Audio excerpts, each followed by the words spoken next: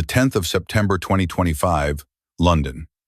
The funeral of the singer Leo Vance was held. Approximately 600 mourners gathered at the venue, and in the rain, fans sang his timeless hit, A Pocketful of Dreams, as they bid him a tearful farewell. But someone was missing, not a distant relative. It was the woman who had been by Leo's side for 47 years. The woman who had born and raised his two children. The woman who had spent 6 years caring for her mother-in-law, sleeping only 2 hours a night.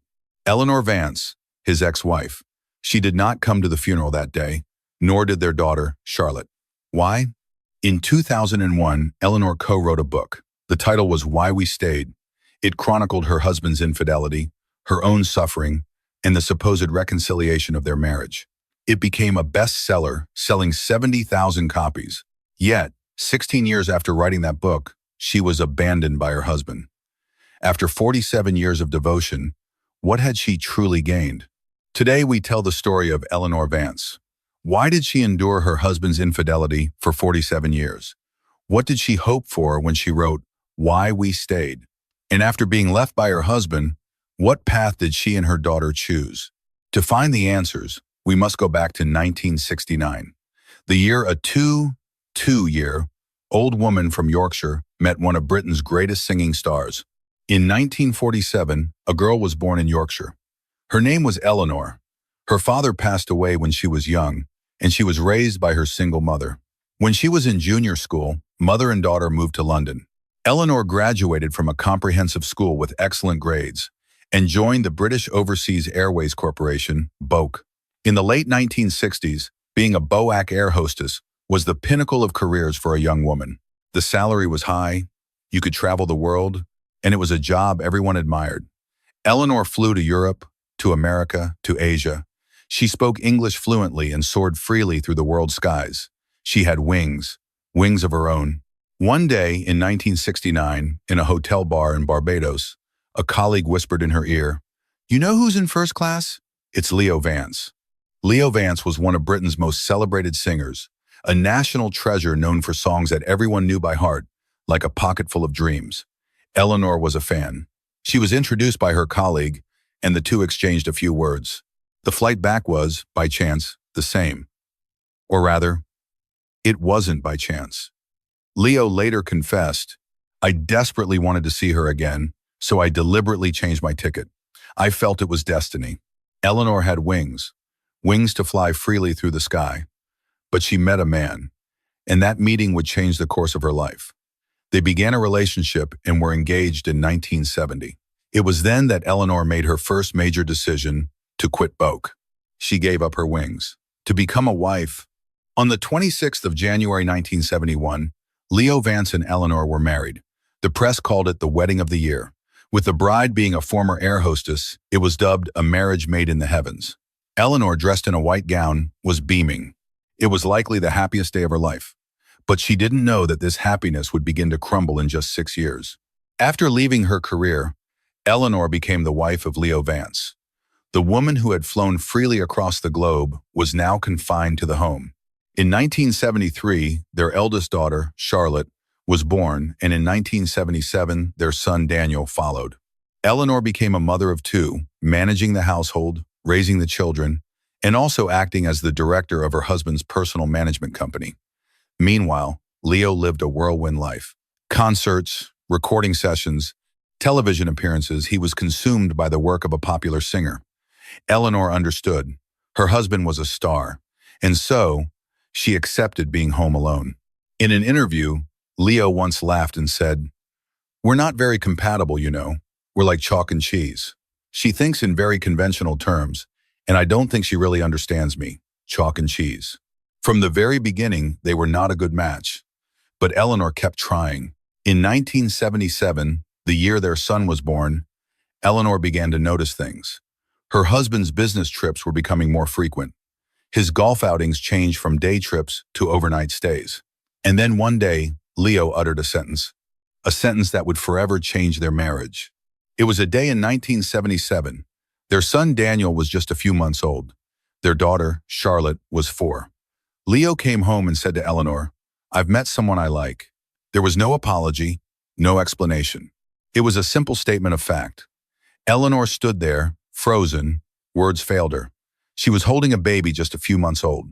She had given up her career for this man. And now, her husband was telling her he had found someone else. Why didn't she leave him? Today, many women would choose divorce immediately. But 1977 was different. In British society at the time, divorce still carried a significant stigma. There was a prevailing attitude that boys will be boys, and a good wife was expected to persevere. And Eleanor had two small children, a 4-year-old and a baby. She might have been able to leave her husband, but she could not rob her children of their father. So, Eleanor chose to remain silent. She swallowed her tears. From that day on, Eleanor learned silence. She was silent when her husband didn't come home at night. She was silent when she smelled a strange perfume on his clothes. She was silent when he was away from home for days on end. She told herself it was for the children, for the family. But at night, when the children were asleep, she would cry alone. For 7 years, Eleanor lived like this. She raised 2 children by herself, managed her husband's company, and took care of everything at home. And what of Leo? He neglected his family, frequently dining out, drinking, and playing golf. Eleanor did everything. Leo just came home. For 7 years, she silently endured. But in 1984, a new trial arrived. This time, not from her husband, but from her mother-in-law. Leo's mother, Agnes, was diagnosed with dementia at the age of 83. Who would care for her? It wasn't Leo. It was Eleanor. In 1984, their daughter Charlotte was 11, and their son Daniel was 7. Eleanor was 37. Her mother-in-law, Agnes, had begun to change. She started calling the home help, who had been with them for 20 years, a thief. She forgot her family's names and would sometimes try to wander out of the house in the middle of the night. The doctor's diagnosis was dementia. The answer to who would care for Agnes was obvious: Eleanor. Leo was busy with his singing career and was also still visiting his mistress. When they tried to hire a professional carer, Agnes refused to accept a stranger. And so, in addition to caring for 2 children and managing her husband's company, Eleanor took on the care of her mother-in-law. Agnes would make a mess throughout the house. She would wake up in the night and try to go outside. She would scream and sometimes break things. Eleanor couldn't sleep. She said she was only able to close her eyes for about 2 hours each night. For 6 years, 2,190 days. Only 2 hours of sleep per night. And where was Leo during those 6 years? It is documented that even while his mother was suffering, he frequently went out to be with another woman. Even as his own mother was tormented by dementia, her husband was with someone else. For 6 years, Eleanor cared for her mother-in-law almost entirely on her own. She complained to no one, never blamed her husband, and just silently continued to fulfill her duty. Her virtue was silence. However, there was a glimmer of light in those dark days. It was around 1989. Charlotte was 16, a secondary school student. One day, the family went to visit a residential care home. In the car on the way back, Charlotte said to her mother, "I was so moved by the people working at that home. They were just shining. I want to have a job like that, caring for the elderly." Eleanor looked at her daughter's face. Tears streamed down her cheeks. She had been caring for her mother-in-law for 6 years. She thought no one was watching, that no one understood. But her daughter had been watching. Leo later said, "Those words were the most wonderful gift for me and for my wife." But Eleanor knew those words were a gift for her because she was the one making the sacrifice. 16-year-old Charlotte, having seen her mother's dedication, said she wanted to work in elderly care. It was the moment a seed was planted, a seed that would blossom 30 years later, and then it would wither. In 1990, Agnes passed away at the age of 88. The 6 years of caregiving were over. Eleanor was mentally and physically exhausted. She had given everything, to her husband, to her children, to her mother-in-law. But what had she received in return? A void was growing in her heart, ready for something else to fill it. After her mother-in-law died, Eleanor thought she could finally rest. But it was not to be. The 6 years of sleepless nights, the 13 years of enduring her husband's infidelity, the thousands of nights she cried alone, it all came rushing back at once. Eleanor was exhausted, not a physical exhaustion, but an exhaustion of the soul. In 1990, Charlotte was 17 and Daniel was 13. The children were older now. She could have divorced him. The excuse that the children were too young no longer applied. But Eleanor did not divorce him. Why? Perhaps only Eleanor knows the true answer. Perhaps after 13 years of endurance, she had forgotten how to live on her own. Perhaps she hadn't yet given up hope that her husband would change. Or perhaps, at 43 with 2 children, divorce was still considered a source of shame. Whatever the reason, she stayed for another 9 years, until she could bear it no longer. Eleanor must have desperately wanted someone to listen to her, to understand her. Her husband was not there for her. He was still seeing other women. She couldn't confide in friends. The wife of a star couldn't air her family's dirty laundry. In her despair, she met a female spiritual advisor. This woman listened to Eleanor's story. She told her, "You are not to blame. You have sacrificed too much." These were words no one had said to her for years. Eleanor began to believe. Gradually, Eleanor became deeply involved in the world of spirituality. It's said that strange objects began to fill the family's office. Crystal balls, urns, and religious-style paintings were crowded into the space. At first, Leo said nothing. Perhaps he felt a sense of guilt. He allowed his wife to do as she pleased. But a distance slowly grew between them. Though living in the same house, they were like strangers. During this time, Charlotte was growing up. She went to university in 1993, graduated at 24 inches 1,997, and in 1998, at the age of 25, she began working as a carer. She had fulfilled her dream from when she was 16. She had a job caring for the elderly. Charlotte had witnessed her mother's sacrifice. She understood. She was on her mother's side. In 1998, Charlotte was 25 and working as a carer. Eleanor was 51 and had endured her husband's infidelity for 21 years. It was their 27th year of marriage. It had been too long a silence. But in 1999, Eleanor finally broke that silence, for the first time and the last. In 1999, Eleanor turned 52. It was their 28th year of marriage. For 22 years, her husband had been unfaithful. For 22 years, Eleanor had maintained her silence. But that year, Eleanor decided enough was enough. It was an event that would later be described as the explosion of a marriage. Eleanor took a pen and paper and wrote a list of questions for her husband. It was not a love letter, it was a declaration of war. The list contained 2 questions. What is your idea of a marriage? And how do you intend to live your life from now on? And then, Eleanor made her declaration. If he did not answer seriously, she would divorce him. For the first time in 22 years, Eleanor raised her voice. 22 years of silence, finally broken.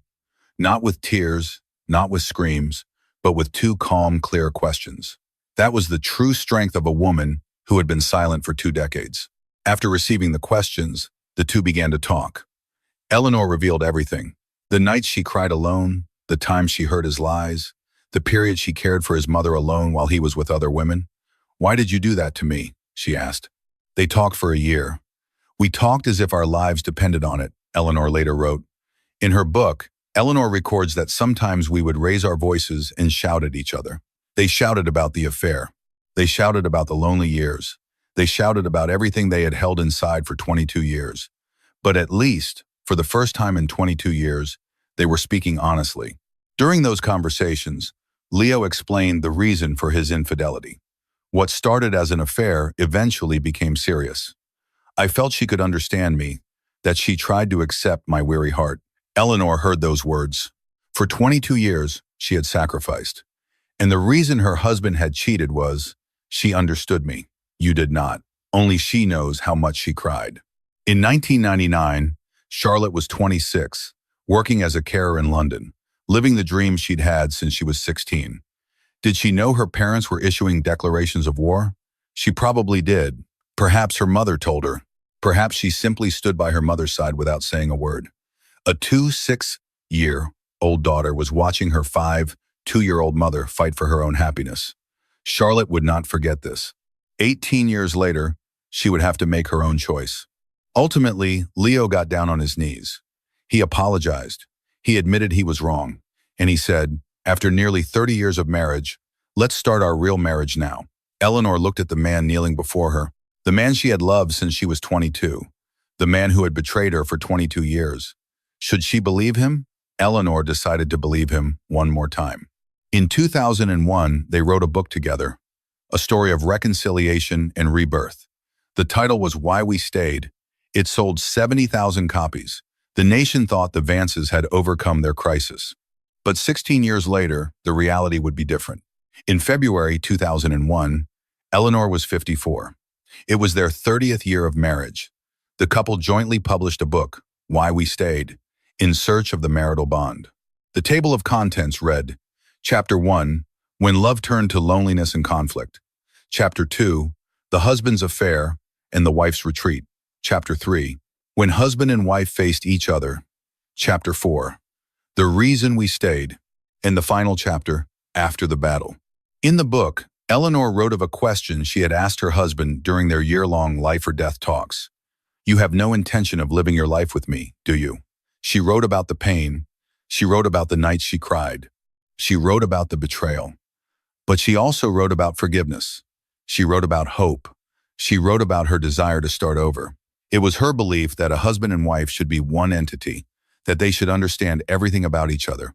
For 30 years, Eleanor had waited for that. When Leo knelt and apologized in 1999, she thought she had finally achieved it.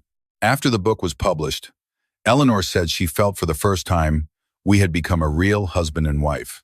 Our children were reaching an age to marry, and I felt that the bond between us could not be easily broken. After 30 years, they had finally become a true couple. This bond would not be easily severed. That was Eleanor's hope, a hope she had held on to for 30 years. The book sold 70,000 copies. It was a bestseller. The media praised it, a wonderful story of reconciliation. The Vances had overcome their crisis. Eleanor began to give lectures across the country. She spoke about marriage, about forgiveness, about love. She believed she had been right. She believed her 30 years of sacrifice had meant something. She believed her husband had changed. Why We Stayed. It was Eleanor's final hope. She had put their promise into writing. She believed in that promise. 70,000 people bought that book. 70,000 people believed in the happy ending. But 16 years later, in 2016, Eleanor was 69 years old. And one day, she learned the truth. Since 2015, Leo had been seeing another woman, even after Why We Stayed had become a legend. 30 years ago, Eleanor had believed her husband. 16 years ago, she had believed him again. And both times, she had been wrong. In 2015, Eleanor was 68. It was their 44th year of marriage. Leo attended a lecture on care for the elderly. There, he met a woman named Isabel. She was 18 years younger than him. What exactly happened between 2015 and 2017 is not known. But in 2016, Leo said to Eleanor, "Let's live separately." They had lived together for 45 years. And this is how he announced the end. Eleanor must have remembered. In 1999, Leo had knelt and said, "Let's start our real marriage now." In 2001, they had written a book together, Why We Stayed. 16 years later, those promises had turned to ash. No, perhaps Leo had never changed at all. He was just good with beautiful words. In December 2017, after a year of separation, they officially divorced. 47 years of marriage were over. They signed an agreement. The reasons for the divorce would not be made public. Leo said, "I will give you all the assets I have now." The grand house in London and his recording studio became Eleanor's. It's said to be worth a total of around £9.5 million. The nameplate on the house now bears only Eleanor's name. 47 years of sacrifice.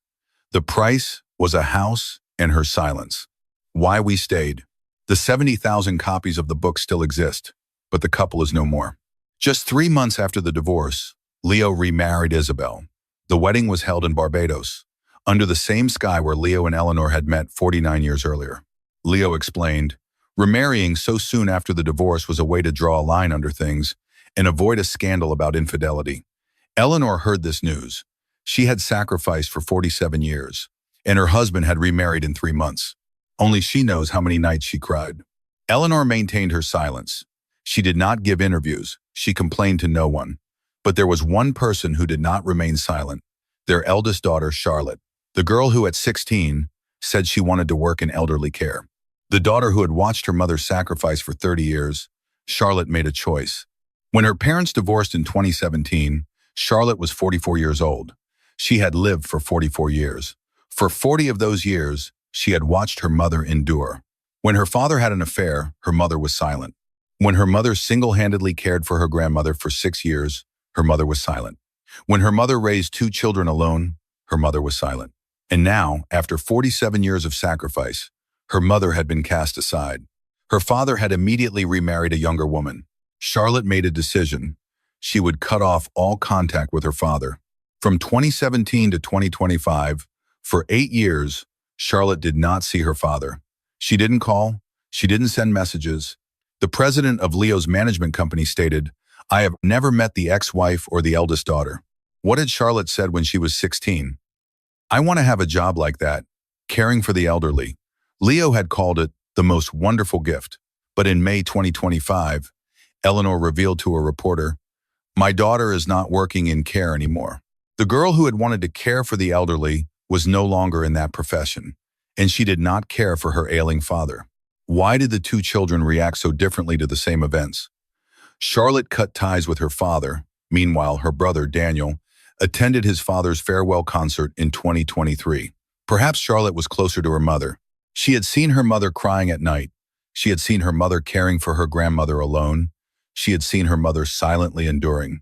Daniel surely loved his mother too, but sons are often not as close to their mothers as daughters are. Charlotte understood her mother better than anyone. That is why she could not forgive her father. On the 8th of September 2025, Leo Vance died of pneumonia at the age of 82. On September 10th, his funeral was held at a large church in central London. About 1,300 people attended the service and memorial. In the rain, fans sang "A Pocket Full of Dreams." The chief mourner was his new wife, Isabel. "What about Eleanor and Charlotte?" the manager said. "I believe neither of them came." The wife who had devoted 47 years to him, and she did not come to his funeral. It was not indifference, it was a choice. Eleanor did not come to the funeral. She offered no explanation. She voiced no complaints. She simply maintained her silence. But that silence said everything. After 47 years of sacrifice and betrayal, she owed him nothing more. The funeral ended. The rain stopped. Where is Eleanor now? How is she living? After everything, is she happy? In 2025, Eleanor is 78 years old. The profile from her recent lectures reads, "After the pain of an unexpected separation, after 47 years of marriage, she is now watched over by her daughter, her son and his wife, and 3 grandchildren, and is dedicated to preparing for the end of her life in a happy way. Her daughter, Charlotte, is by her side. Her son, Daniel, and his wife are by her side. Her 3 grandchildren are by her side. Eleanor is not alone. She continues to give lectures on a new theme, mental preparation for a happy end to life. She says that dementia is an irreplaceable lesson in love for both the carer and the cared for. The experience of caring for her mother-in-law for 6 years, sleeping only 2 hours a night.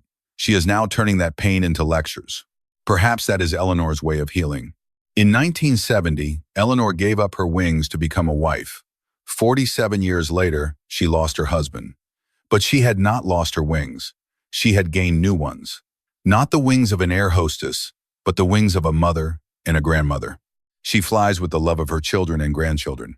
After 47 years of devotion, what did Eleanor gain? It was not her husband's love. It was not a happy marriage, but she gained something else. Her daughter is by her side. Her son is by her side. Her grandchildren are by her side. And she has peace of mind. In 1969, a 22-year-old woman from Yorkshire met a star on an airplane. She thought it was destiny. 56 years later, now 78, she understands. Her true destiny was not that man. It was the children she gave birth to. It was the grandchildren she can hold in her arms. Her husband is gone, but she is alive. She continues to give lectures. She is smiling. She is loved. Perhaps that is the real victory. Eleanor Vance, a woman who sacrificed for 47 years. There may be someone like her around you, a mother, a grandmother, a sister, or perhaps you yourself. Women who continue to sacrifice in silence, and who, in the end, find their own kind of happiness. If this story resonated with you, please share it with the important women in your life. Perhaps it will be a chance to talk with a friend who lived through that era, or a chance to pass it on to your children and grandchildren who do not know those times. Thank you for watching until the very end today.